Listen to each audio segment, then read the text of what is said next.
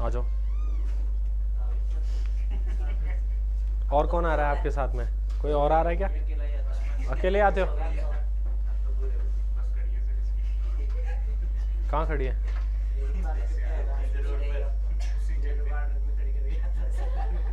चलो अभी समझ लो एक बार। देखो कंपाउंड इंटरेस्ट क्या होता है, जैसे आप 1000 रुपीज़ लेके जाते हो किसी से उधार, 10% की रेट थी, आप 1 साल के लिए लेके गए, लेकिन 1 साल बाद आप नहीं चुका पाए, ठीक है, तो आपको 1 साल बाद 100 रुपये इंटरेस्ट के और 1100 रुपये अमाउंट के रूप में देने थे। लेकिन 1 साल बाद आपके पास में दो ऑप्शन बचते हैं, या तो आप सिंपल इंटरेस्ट से पे करो या फिर कंपाउंड इंटरेस्ट से। अब आप तो सिंपल इंटरेस्ट से पे करना चाहोगे कि सिंपल इंटरेस्ट तो हमेशा बराबर बराबर होता है, पहले साल 100 रुपये इंटरेस्ट दे रहे हो तो अगले साल भी 100, अगले साल भी 100, अगले साल भी 100, उससे अगले साल भी 100, हर टाइम पीरियड के लिए सिंपल इंटरेस्ट बराबर होता है, और ये हम देख चुके हैं। अब हम बात करेंगे कंपाउंड इंटरेस्ट की। कंपाउंड इंटरेस्ट क्या होता है कि अगर आपके पास 1 साल बाद 1100 रुपये आपको चुकाने हैं और आप नहीं चुका पाए, तो मैं बोलूंगा आपको कि 1100 रुपये हैं आज की तारीख में आपके, मेरे पास आपके, है ना। तो अब 10% रेट के हिसाब से मैं पैसा लेता हूं, तो 1100 रुपये का 10% पैसा आपको अगले साल के लिए चुकाना पड़ेगा। तो 1100 का 10% यानी कि 110 रुपीज़ आपको चुकाना पड़ेगा। यानी कि अमाउंट जो 1 साल बाद 1100 रुपये हुआ है वो अब मेरा ही था। 1 साल बाद अगर आप दे देते तो मेरा ही तो था। तो आप अगर वो नहीं चुका पा रहे हो तो मैं कहूँगा कि 1100 रुपये हैं भाई आज आपके पास मेरे, तो 1100 का 10% यानी कि 110 रुपये आपसे मैं अगले साल का उधार लूँगा। तो आपको टोटल कितना चुकाना पड़ेगा? पहले साल का 100 रुपये इंटरेस्ट, दूसरे साल का 110, 200 रुपये इंटरेस्ट चुका के, 210 रुपये इंटरेस्ट चुका के 1210 रुपये टोटल चुकाने पड़ेंगे। समझ आया? अब 1210 भी अगर आप दूसरी साल भी नहीं दे रहे हो तो मैं कहूँगा कि 1210 है आज की तारीख में आपके पास, मैं 10% रेट के हिसाब से पैसा लेता हूँ। तो 1210 का 10% यानी कि 121 रुपीज़ अगले तीसरे साल के लिए आपको इंटरेस्ट पे करना पड़ेगा। तो पहले साल 100, दूसरे साल 110 और तीसरे साल 121। तो मतलब ये वैल्यू लगातार बढ़ती जाएगी, 10% हर बार ये बढ़ता जा रहा है। 1000 पहले 10% बढ़ के 1100 हुआ, फिर 10% बढ़ के 1210 हुआ, फिर 1210 10% बढ़ के 1331 हो जाएगा। ठीक है, तो इसके बारे में हमें यहाँ से सीखना है।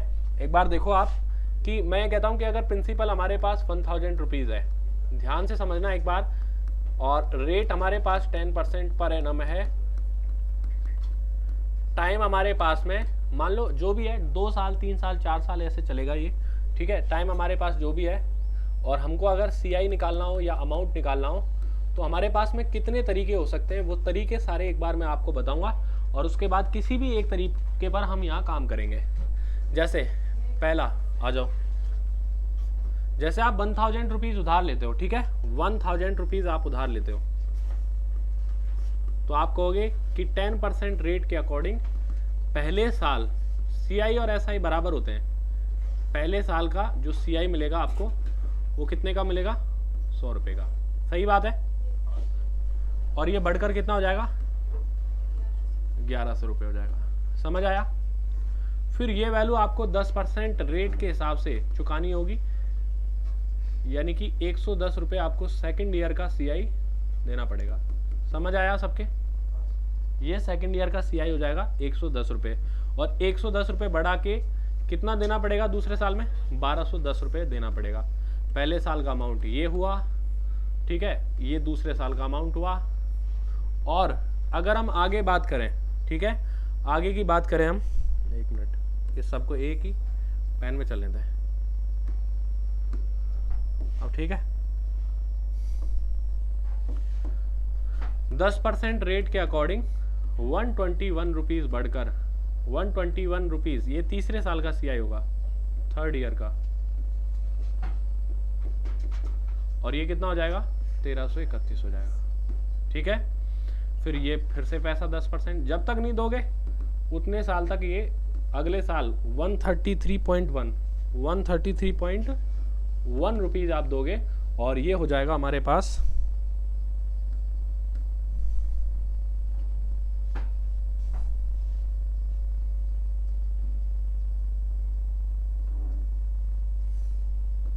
1 ये हो जाएगा हमारे पास 1464.1। ठीक है, ये हमारे पास में पैसे हमको पे करने पड़ेंगे। तो ये हमारा पहला 1100 रुपये हुआ, फिर ये 1210 हुआ, फिर 1331 हुआ, और फिर उसके बाद में 1464.1 रुपीज़ हो गया है। तो ये हमारा तीसरे साल का अमाउंट, और ये हमारे पास में चौथे साल का अमाउंट है। समझ आया? ठीक है। और ये जो हिस्सा है हमारे पास, ये जो हिस्सा है, ये वाला जो हिस्सा है,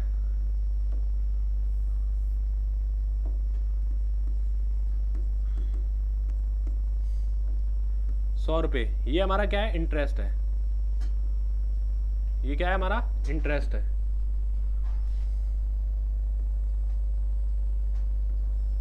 ये हमारा CI है। ठीक है, वो 4th ईयर का CI है।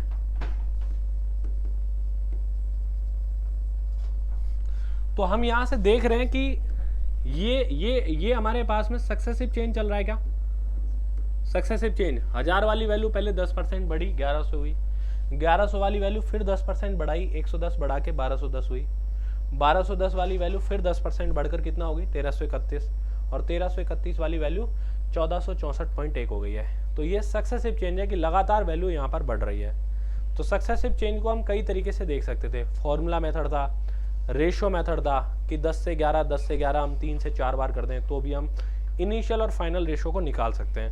हाँ या ना?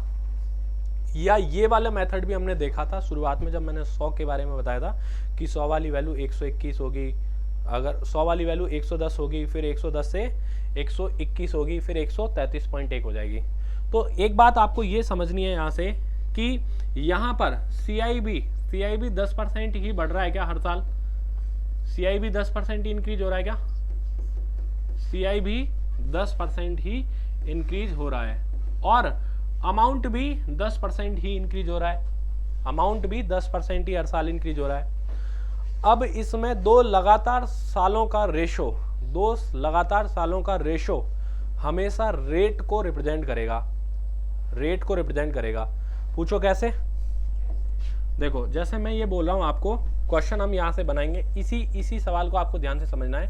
मैं ये बोलूं कि अगर मान लो प्रिंसिपल 1000 रुपये है, और पहले साल का अमाउंट कितना हो गया है? 1100 रुपये हो गया है। तो प्रिंसिपल 0 साल से और 1 साल के बीच में 1 साल का ही अंतर है। तो यहाँ से रेट आपसे पूछ ले तो 2 साल का रेशो रेट को रिप्रेजेंट करेगा। ये 1000 वाला 1100 हो गया है, तो 1100 1000 से कितना % ज़्यादा है? यही हमारी रेट है। 1100 1000 से कितना % ज़्यादा है? 10% ही तो ज़्यादा है। ठीक है, 100 ज़्यादा है 1000 पर, यानी कि 10% ज़्यादा है, और 10% ही हमारी रेट है। तो दो लगातार सालों का रेशो रेट के रेशो को रिप्रेजेंट करेगा। तो ये इससे कितना ज़्यादा है, इसके लिए हम इसको रेशो में बदल सकते हैं क्या? तो वैल्यू 10 से 11 का आ रहा है, यानी कि रेट निकालनी हो तो 1 इंक्रीज हो रहा है 10 पर, तो कितना % आ रहा है? 10%। समझ आई आपके? जैसे मैं आपको ये कहता कि मान लो पहले साल का अमाउंट और दूसरे साल का अमाउंट का रेशो 1100 और 1210 है।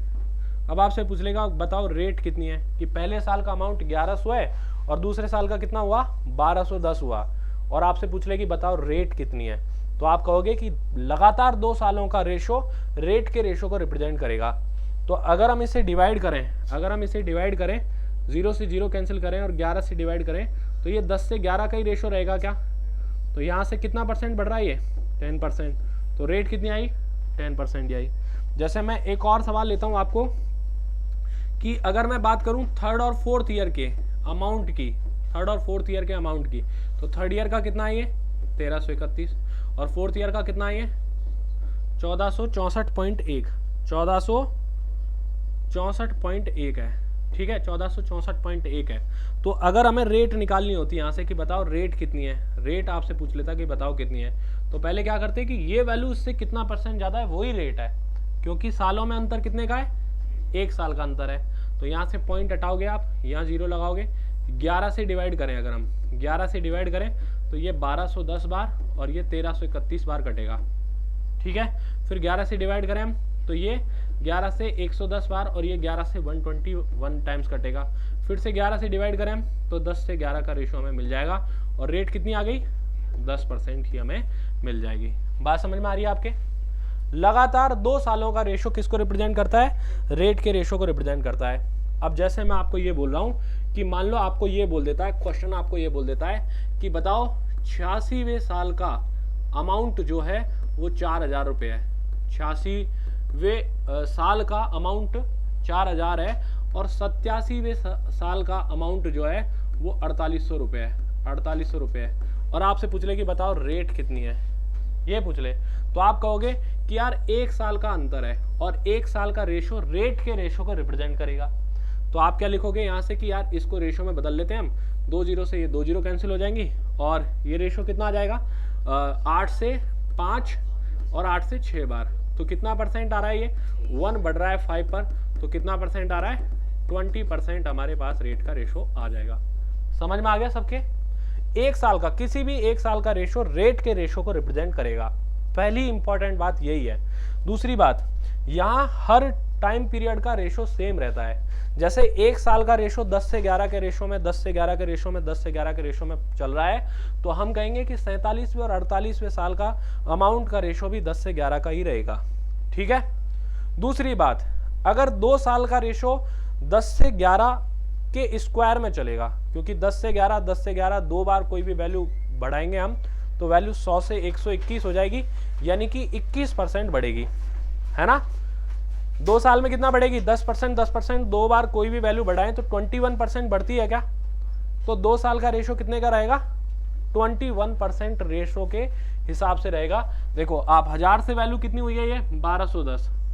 एक जीरो से अगर मैं एक जीरो कैंसिल कर दूं इसकी, तो 100 से 121 का ही रेशो आ रहा है। तो 100 से 121 का मतलब 21% ये बढ़ रहा होगा। और 21% कैसे पता कर सकते थे हम? फॉर्मूले से भी, 10% plus 10% plus 10 into 10/100, A plus B plus A B upon 100 वाला फॉर्मूला बताया था मैंने। तो आप 10 प्लस 10 प्लस 10 इंटू 10/100 करेंगे तो 21% का रेशो ही हमें मिलेगा। या फिर 10% को हम कहते हैं 10 से 11, 10 से 11 तो वैल्यू 100 से 121 हुई होगी, यानी कि 21% का रेशो हमें मिल जाएगा। बात समझ में आई? आ रही है सारी क्लियर ढंग से सबको? ठीक है। अब मैं आपको ये बोलूं, अगर मुझे ये बोल देता है कि 11 पहले साल का, देखो अब आप कहोगे कि मान लो मैं आपको ये दे देता हूं कि प्रिंसिपल और दूसरे साल का अमाउंट, तो कितने साल का अंतर आ गया है? 2 साल का। 0 से और 2 साल पे पहुंच गए ना हम।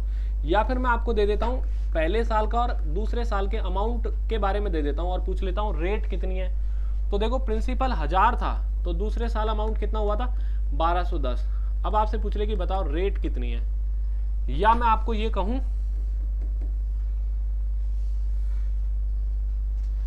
देखो या मैं आपको ये कहूं कि पहले साल का 1110 रुपये कितना था? 1100 रुपये। 1100 रुपये तीसरे साल के अंत में कितना हुआ था? 1331 हुआ था। या पूछ लूं मैं आपसे रेट कितनी है, ये पूछ लूं, तो आप कहोगे कि सर 2 सालों का अंतर है यहाँ पर, तो 2 साल का रेशो स्क्वायर में चला जाता है। 10 से 11 हम करेंगे तो 100 से 121 के रेशो में चला जाएगा। तो 100 से 121 के रेशो में चला जाएगा। फिर वापस 1 साल के लिए आने पर, अब 2 साल का रेशो 100 से 121 है, 1 साल के लिए आने पर रूट कर देंगे क्या? अंडर रूट, हाँ या ना। 100 से 121 2 साल का रेशो है, 1 साल का रेशो वापस पाने के लिए हम रूट कर देंगे तो 10 से 11 आ जाएगा। और रूट करने के बाद वो रेट को रिप्रेजेंट करेगा। जैसे अब यहाँ देख लेते हैं हम, मैं अगर इसको डिवाइड कर दूं, 0 से 0 खत्म कर दूं, तो ये 2 साल का हमारे पास प्रिंसिपल और अमाउंट का रेशो बन रहा है कितना? 100 से 121। ठीक है।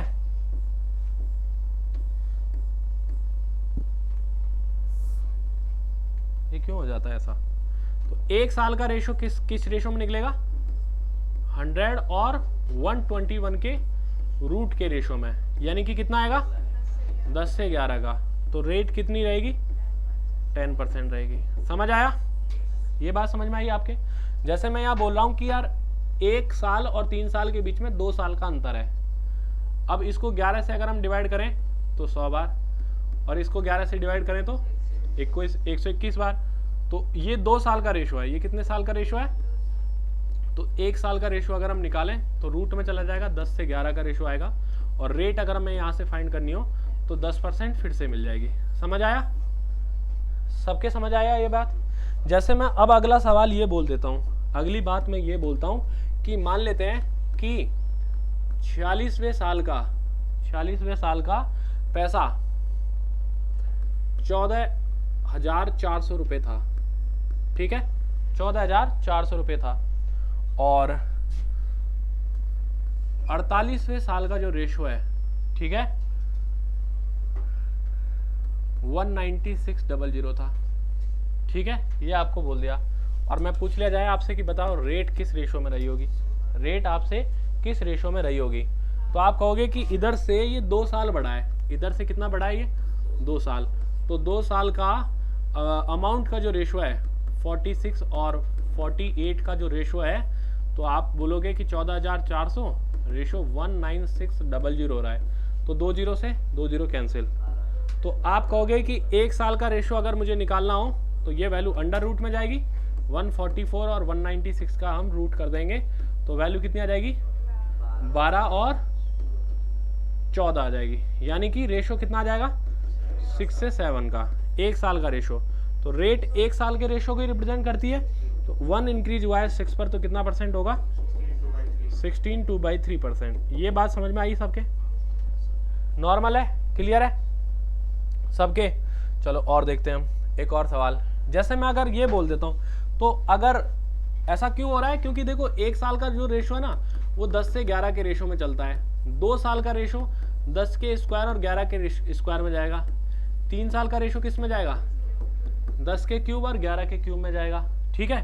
तो ये बात हमें याद रखनी है कि रेशो 1 साल के लिए तो ए से बी का रेशो रहता है, 2 साल के लिए ए स्क्वायर से बी स्क्वायर का रेशो रहता है, और 3 साल के लिए ए क्यू से बी क्यू के रेशो में चला जाता है, ठीक बात है।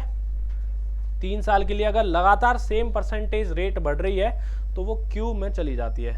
यहाँ तक समझ में आया। तो मैं अगर आपको ये दे देता हूँ कि बताओ मुझे कि 51वें साल का अमाउंट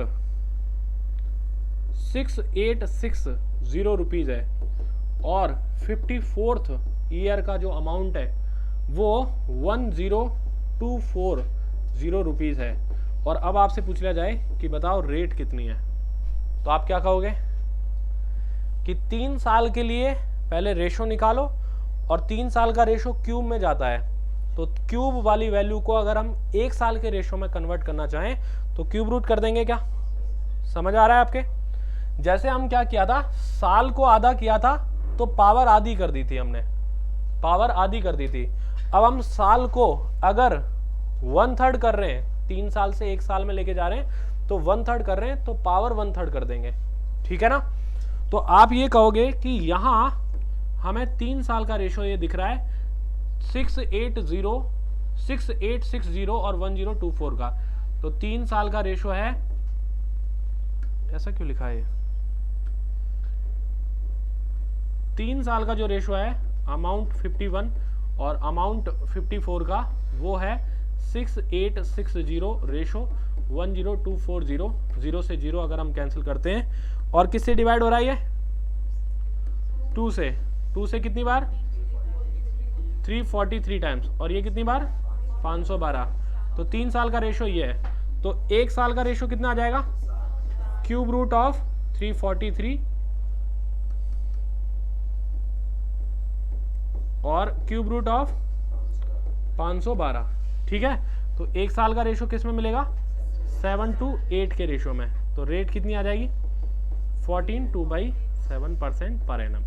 समझ आया आपके, ये बात समझ में आई। तो सबसे पहले तो हमें ये याद रखना है कि 1 साल में ये चलेगा, 1 साल का जो रेशो है वो रेट के रेशो को रिप्रेजेंट करेगा। 2 साल का रेशो दे दे तो उससे पहले हम 1 साल में आएंगे पावर आधी करके और फिर रेट निकालेंगे। 3 साल का अगर हमें दे देता है तो पावर 1/3 करके पहले 1 साल के रेशो पे आएंगे और फिर हम रेट निकालेंगे। पहली बात ये समझ में आई कि रेट कैसे फाइंड करनी है, ठीक है। अब देखो ये लिख लो पहले एक बार आप, फिर उसके बाद बात करेंगे हम।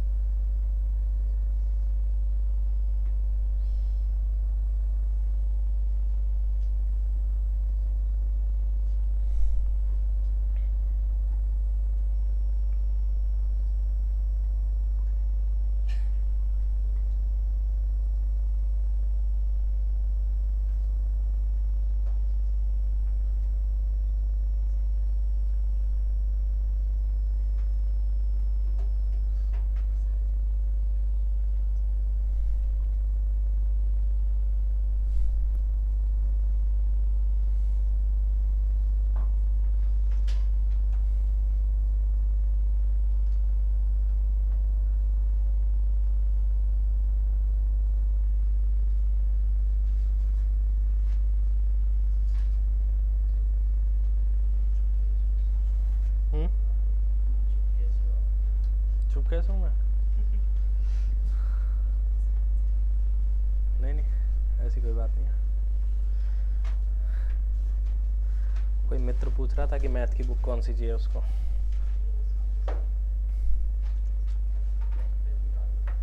अब तो लिख लिया होगा सबने? पेन धीरे चल रहा है क्या आपका?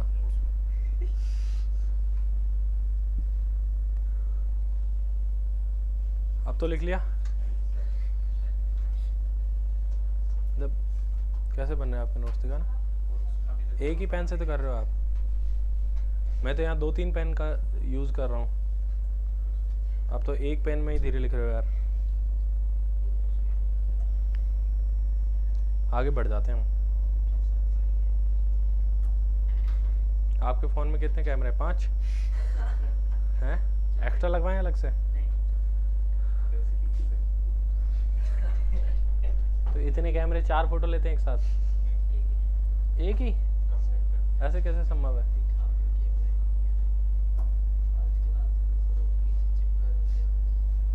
वैसा है क्या?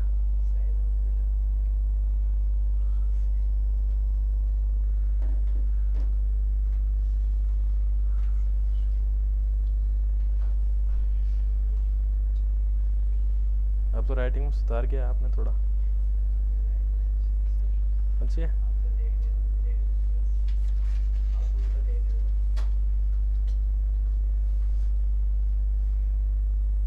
मुझे तो लग नहीं रहा आपकी राइटिंग अच्छी है।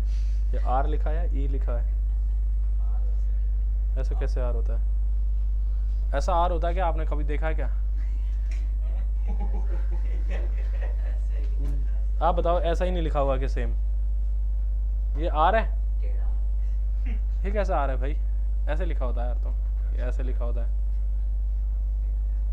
और ये लिख रहे हैं भाई साहब। ये वो स्टाइल है? ई लग रहा है मुझे तो ये, फिर भी थोड़ा बहुत, जैसा आपका मन।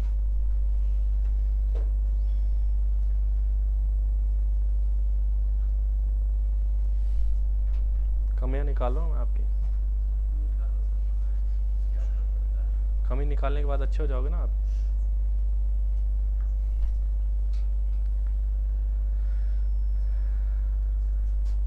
मुझे लगता है आपने लिख लिया है।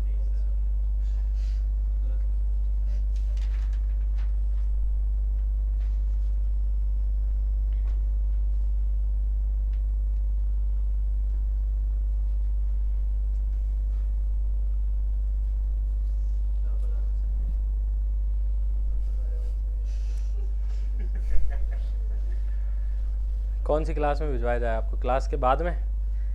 3 क्लासेज के बाद में? अब मेरी क्लास तो डिस्टर्ब नहीं करूँगा मैं ऐसे।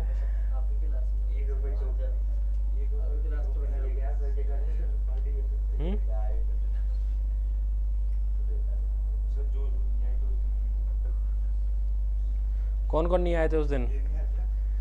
और कौन नहीं आया था? आप भी नहीं आए थे? 3-4 तो कटे। चलो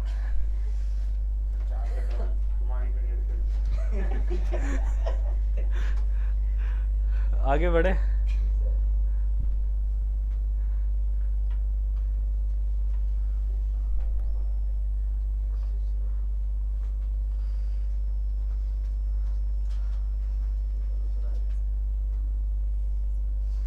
सेब बंटवा देता हूँ आपकी क्लास में। हाँ यार, आपको कैसे पता?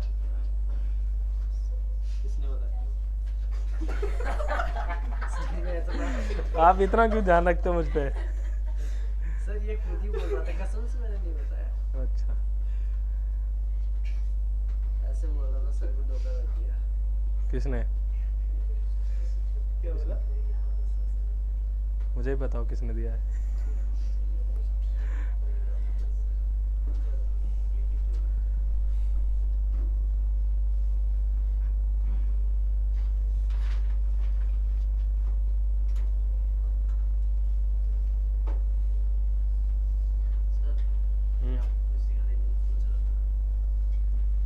कौन?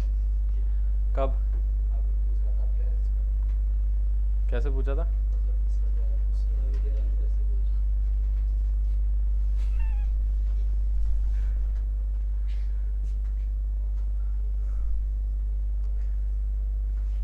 मुझे ऐसा क्यों लग रहा है कि आपने लिख लिया ये? Yes sir. आपने लिख लिया? लिख लिया?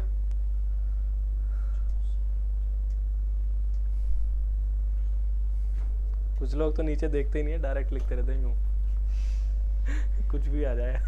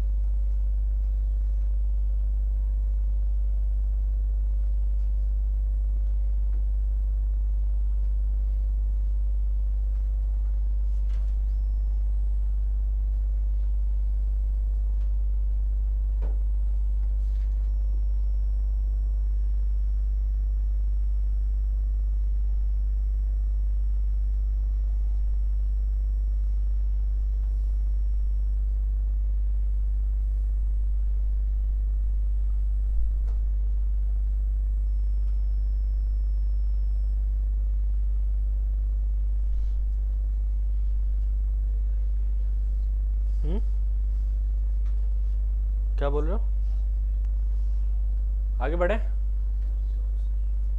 अब जैसे ये पहला क्वेश्चन आ गया आपका, है ना? पहला क्वेश्चन ही हो गया। कैसे हो गया? मैंने तो बताया नहीं अभी। देखो यहाँ पर 10,000 रुपीज के हिसाब से 10% रेट से 3 साल का सिंपल इंटरेस्ट और कंपाउंड इंटरेस्ट बताना है। तो 3 साल का ये तो 30% हो गया। क्या 30%? 10,000 का कितना? 3,000। या तो ये हो सकता है या ये हो सकता है, बाकी के सारे ऑप्शन कट गए। समझ आया आपके एक बात? अब मैं आपको ये बताता हूँ। देखो आप ऐसे करोगे कि 10,000 रुपये CI निकालना है आपको, ठीक है? तो मैं मेथड फर्स्ट बता रहा हूँ आपको। फर्स्ट मेथड कैसे लिखोगे आप? 10,000 का 10% के हिसाब से पहले साल CI कितना मिल रहा होगा? 1,000 रुपये। ये फर्स्ट ईयर CI है, ठीक है? आप इसका 10% फिर से बढ़ाओगे अगले साल के लिए, तो 1,000 10% बढ़ के 1,100 हो जाएगा, हाँ या ना? या आप इसको और 10% बढ़ाकर अगले साल के लिए, तीसरे साल के लिए, ये पहले साल का हुआ, ये दूसरे साल का हुआ, और तीसरे साल 10% पैसा बढ़कर यानी कि 100 रुपये बढ़कर कितना हो जाएगा? ये सॉरी 110 बढ़कर कितना हो जाएगा? 1,210 हो जाएगा। तो ये टोटल CI है। ये टोटल CI है हमारे पास। टोटल CI कितना आया? 1,000 प्लस 1,110 प्लस 1,210, ठीक है? तो कितना आया ये? 3,310। 3,310 रुपये हमारा CI निकल के आ चुका है। तो ये हमारा आंसर आ जाएगा, ये भी नहीं आएगा। बात समझ में आई आपके? ठीक है, फोर्थ आंसर निकल के आ गया है। अच्छा एक तो है ना, हमने इसको ऐसे कर लिया। एक और मेथड मैं आपको बताता हूँ। देखो दूसरा सेकंड मेथड, आपको है ना 3 साल के लिए कुछ नंबर्स याद रखने हैं। 3 साल के लिए, देखो 3 साल के लिए रखने हैं आपको नंबर्स याद। 3 3 1, ये 3 नंबर आपको याद रखने हैं। ये बताऊंगा ये कहाँ से आए अभी पता चल जाएगा, लेकिन 3 3 1 आपको याद रखने हैं और बड़ी आसानी से आप निकाल पाओगे। कैसे निकालोगे? देखो 10,000 रुपये हैं, इसका पहले साल के लिए जो इंटरेस्ट निकलेगा फर्स्ट ईयर के जो इंटरेस्ट निकलेगा वो कितना होगा? 1,000, है ना? हमने क्या किया? 10,000 का 10% रेट के हिसाब से 1,000 रुपये हमें पहले साल मिलेगा। अगले साल इसका 10% पैसा ये बढ़ जाता है, लेकिन आप क्या करो 10% ही निकाल लो इसका अगले साल के लिए, तो कितना आएगा? 100।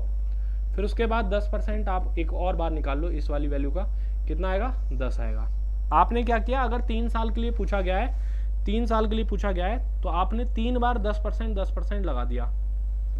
देखो एक बार ये लगा दिया 10%, एक बार 10% उसका निकाल लिया और एक और बार निकाल लिया 10%। तो 3 बार आपने 10% उस वैल्यू का निकाल लिया और इन नंबर से आप इसको मल्टीप्लाई कर दो, ठीक है? मल्टीप्लाई कर दो इसे 3 3 और 1 से गुणा कर दो आप, तो ये कितना हो गया? 3,000 तो आपका हो गया सिंपल इंटरेस्ट। ठीक है, और 300 प्लस 10, 310 रुपये एक्स्ट्रा मिल रहे हैं आपको CI के थ्रू। SI में 3000 रुपये मिलते हैं, तो CI में आपको 310 रुपये ज़्यादा मिलेंगे। 300 प्लस 10 तो कितना मिलेगा, 310 एक्स्ट्रा मिलेगा, तो कितना मिल जाएगा 3310। ये आ जाएगा 3000 प्लस 300 प्लस 10, तो कितना आंसर आ जाएगा 3310 निकल के आ जाएगा।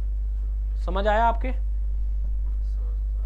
लेकिन ये 3 एक कहाँ से आए नहीं मुझे समझ में आ रहा है, फिर? लेकिन ये सभी रेट पे लागू है। हाँ, ये सब में लागू होगा। अब देखो एक बात बता देता हूँ मैं आपको, इधर ध्यान देना। मैं आपको ये बताना चाह रहा हूँ, एक नया मैं आपको मेथड बता रहा हूँ यहाँ पर, समझना एक बार कि अगर हमारे पास प्रिंसिपल 1000 है, 1000 है, ठीक है, रेट हमारे पास 10% पर एनम है, रेट हमारे पास 10% पर एनम है, टाइम हमारे पास 3 ईयर है, ठीक है, और अगर हमें CI निकालना है कितना है, तो एक तरीका तो हमारे पास में ये है कि आप 1000 का 10% के अकॉर्डिंग पहले साल 100, दूसरे साल यही 10% बढ़ जाएगा तो कितना 110 होगा, ठीक है, और तीसरे साल यही 10% बढ़कर कितना हो जाएगा 121 हो जाएगा। तो ये हमारा CI हो जाएगा टोटल CI कितना हो जाएगा, CI हो जाएगा हमारे पास में 331 रुपये। एक तो हमारे पास में ये मेथड हुआ पहला, समझ आया। दूसरा आप इसको ऐसे लिख सकते हो, सेकंड मेथड आप ये लिख सकते हो कि 3 बार 10% बढ़ाने का मतलब वैल्यू का 10 से 11, 10 से 11 और 10 से 11 होना, यानी कि क्यूब में चले जाना। वैल्यू कितनी हो जाएगी, 1000 वाली वैल्यू 1331 हो जाएगी। समझ आया आपके?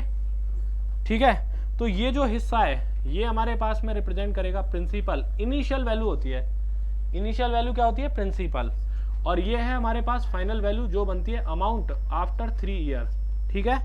A3 नहीं है, ये अमाउंट आफ्टर 3 ईयर। A3 होता है तीसरे साल का अमाउंट, और अमाउंट 3 साल का ये है, ठीक है। तीसरे साल का अमाउंट और 3 साल के अमाउंट में अंतर है ना। तो यहाँ पर इन दोनों का डिफरेंस किसको रिप्रेजेंट करेगा, CI ऑफ 3 ईयर, कितना आ जाएगा 331 आ जाएगा। अब आपको गिवन है आपको 1000 की वैल्यू 1000 रुपये, शुरुआत में कितना पैसा लिया था हमने 1000, 1 टाइम्स है इसकी, 1 यूनिट, एक की वैल्यू 1 टाइम्स है, तो 331 की वैल्यू 1 टाइम्स करके कितनी आ जाएगी 331 रुपये आ जाएगी। एक ये बात हमारे पास लग सकती है। 2 मेथड हुए आपके पास, हाँ कि ना। हाँ सर। और तीसरा मेथड मैं आपको क्या बता रहा हूँ, तीसरा मेथड मैं आपको ये बताना चाह रहा हूँ कि अगर पास्कल ट्रायंगल को देखें हम, तो पास्कल ट्रायंगल देखो क्या कहता है हमसे, आपको 1 1 1 ऐसे लिखना है, 1 1 1 इस तरीके से आपको लिखते जाना है। पास्कल ट्रायंगल मेथड, इसको हम बोलते हैं पास्कल ट्रायंगल।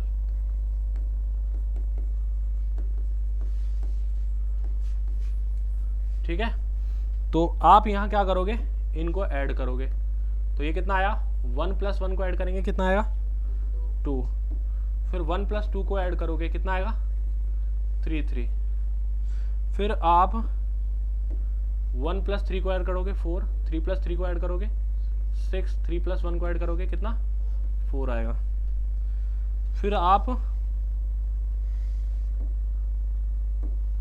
इनको ऐड कर दो 5 10 10 5।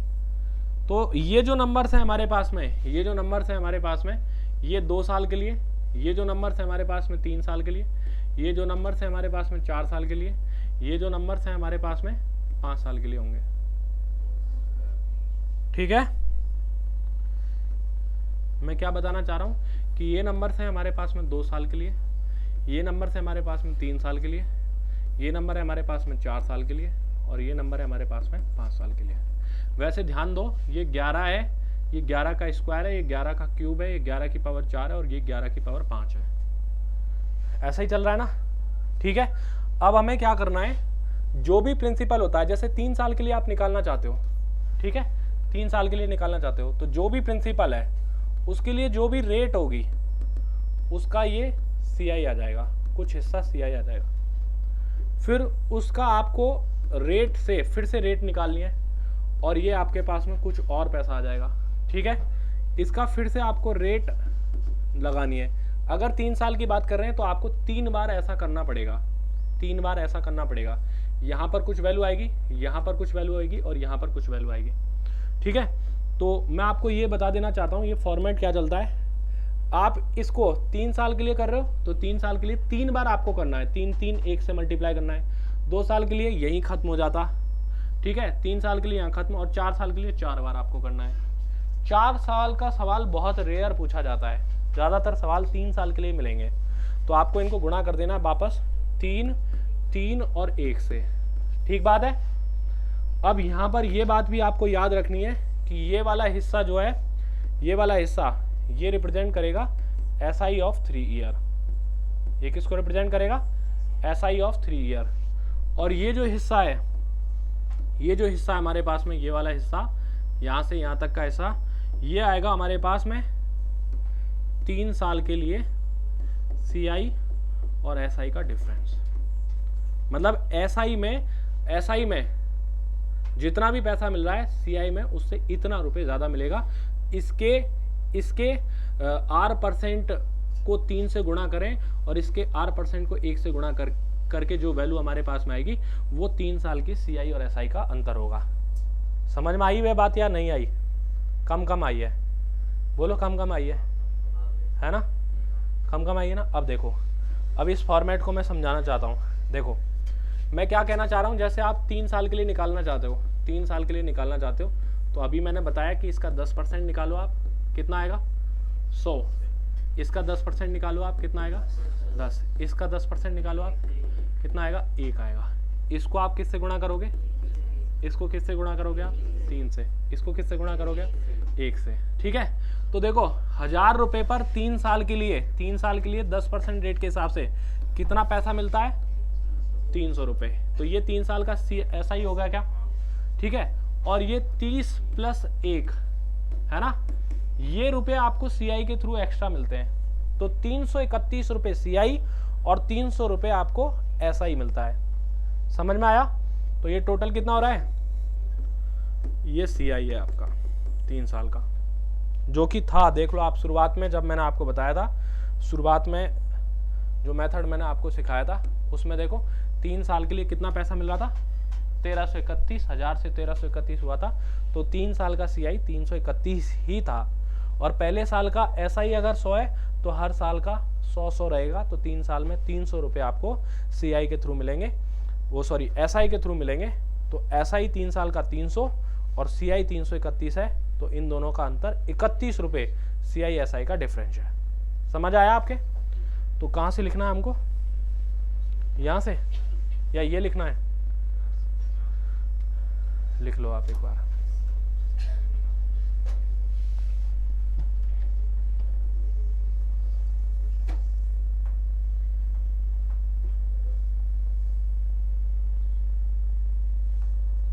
कर लें दो बात, इंपॉर्टेंट कॉल है। किसी नंबर को भी उठा लिया आपने हैं? और ट्रू कॉलर क्यों लगा रखा है? आपके पास इंपॉर्टेंट कॉल आते हैं या फेक कॉल आते हैं? चैन नहीं पड़ेगा। मतलब किसी अननोन का फोन आ जाए तो वो ज़्यादा इंपॉर्टेंट है। इसका काम हो सकता है मुझसे, शायद इसको खून की जरूरत पड़े। ऐसा होता है क्या कभी कॉल कि यार ये इतना इंपॉर्टेंट कॉल है कि क्लास छोड़ के मुझे बाहर जाना पड़ रहा है, हो सकता है कि वो हॉस्पिटल में हो और अभी खून मांग रहा हो मुझसे। या घर वाले करते हो ऐसे फ़ोन कभी कि यार पैसे डलवाने, अभी तुझे हम फंस गए हैं कहीं। ऐसा कभी नहीं होता, कभी नहीं होता। मेरे साथ में तो नहीं होता। मेरे पास में फ़ोन आएगा किसी का तो मैं शाम को भी करूँ तो चलेगा। कभी ऐसा नहीं हुआ कि यार क्यों फ़ोन किया था, यार ये पूछ रहे थे कि सैलरी आ गई या नहीं आई। टीचर से तो यही पूछ सकते हैं ज़्यादा से ज़्यादा। या कल आप वो क्लास ले लोगे क्या, ऐसे को टीचर्स की तरफ से यही आएगा। घर वालों की तरफ से खाना खा लिया क्या, कहाँ पे है, उस दिन ये आ जाना, ये हो गया। बस इतना, ज़्यादा से ज़्यादा यही होता है। कोई ऐसे इंपॉर्टेंट कॉल नहीं आते आज तक।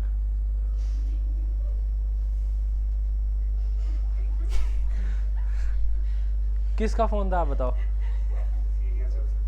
दोस्त था एक, क्या बोल रहा था? हैं?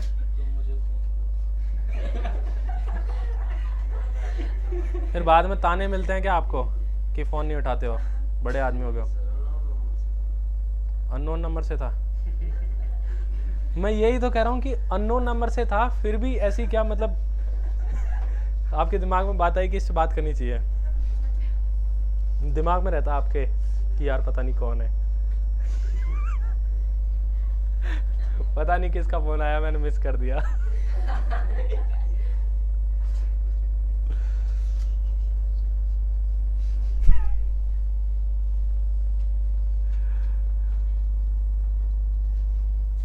ऐसे घर जाके बैठ के सोचना एक बार। मेरा फोन ऐसे मैं बहुत कम उठाता हूँ, आपने देखा होगा कभी नहीं उठाता मैं ऐसे। या तो यहीं से मैनेजर का फ़ोन आ गया या फिर वो ऑनलाइन वालों का फ़ोन आ गया कि ये क्लास नहीं चल रही है, बस इससे ज़्यादा और कुछ इंपॉर्टेंट काम हो नहीं सकता क्लास में। ऑफलाइन क्लासेज में तो मैं कभी नहीं उठाता। या हाँ, मैं एक चीज़ का ध्यान रखता हूँ कि हाँ भाई कोई डिलीवरी बॉय आया हो, कुछ सामान हमने ऑर्डर किया है तो वो पता रहता है कि यार ये फ़ोन कर सकता है, आ जाएगा मैसेज या फ़ोन, तो उसका फ़ोन उठाने को कर सकते हैं हम। लेकिन वो नंबर अलग होते हैं, वो दिख जाते हैं कि यार ये हो सकता है, बाकी नहीं उठाता मैं किसी का।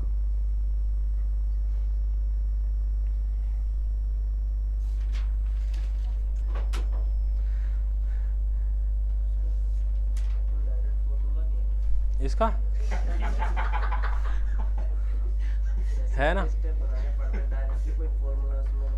है। वो आपने सही कहा, मुझे फॉर्मूला याद ही नहीं रहता बताना, मेरी गलती है। एक बार नहीं, वो एक फार्मूला इसको इनको लिखने दो, एक ये फार्मूला आप साथ में लिख लेना चाहो तो। एक और मेथड है आपके लिए, अमाउंट बराबर प्रिंसिपल इनटू में 1 प्लस रेट अपॉन 100 की पावर टाइम। ये तो हमारा अमाउंट का फॉर्मूला है, और CI हम निकालते हैं तो क्या लिखते हैं, अमाउंट माइनस प्रिंसिपल, ये लिखते हैं ना। तो आप लिख दो कि अमाउंट क्या होगा 1000 रुपये के हिसाब से 3 साल की रेट, 3 साल की 10% रेट के अकॉर्डिंग, तो ये आ जाएगा 100 प्लस 10 अपॉन 100 की पावर 3। तो ये सॉल्व कर लेना आप। 1000 इंटू में 110 बाई 100, 110 बाई 100 और 110 बाई 100। तो ये ज़्यादा आसान है क्या आपके लिए, हैं? ये क्या हुआ?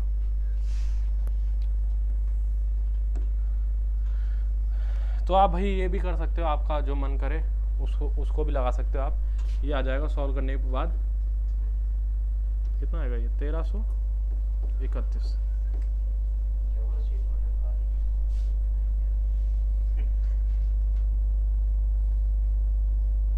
फॉर्मूला मत लगाना ज़्यादा, मतलब फॉर्मूला कभी काम आएगा, बहुत कम काम आएगा, बहुत परेशान हो जाओगे आप फॉर्मूले में। लिख लिया, लिख लिया, अगला देख लो। क्या हो गया? ये कोई गाड़ी है क्या पीछे लेना है?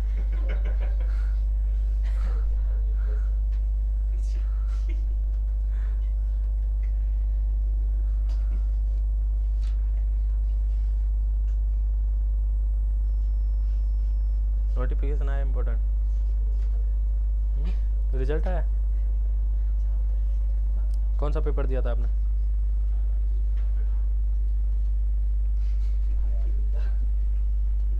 क्या टेंशन में क्यों आप?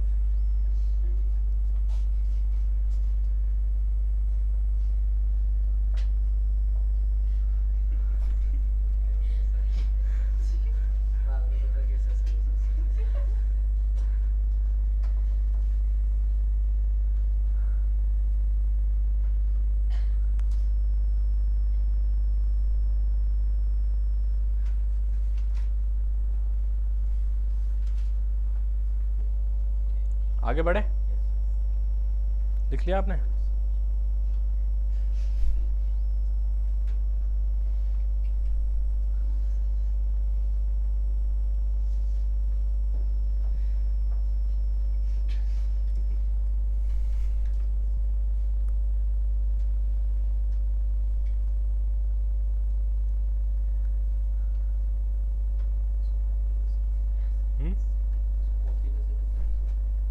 कॉपी कैसे करना है? जैसे लिखा हुआ है वैसे ही।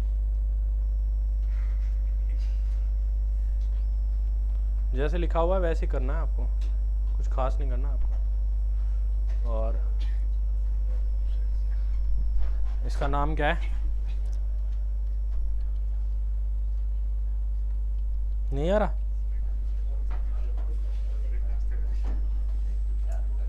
इसमें से हटा लिया क्या किसी ने?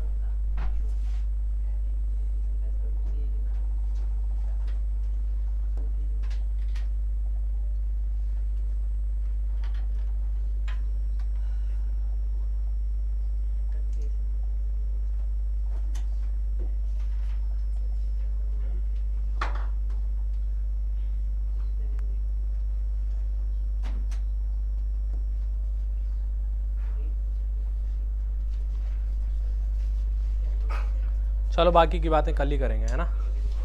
ये लिख लेना। हाँ, क्या कह रहे हो? कल नहीं आऊँगा मैं वैसे।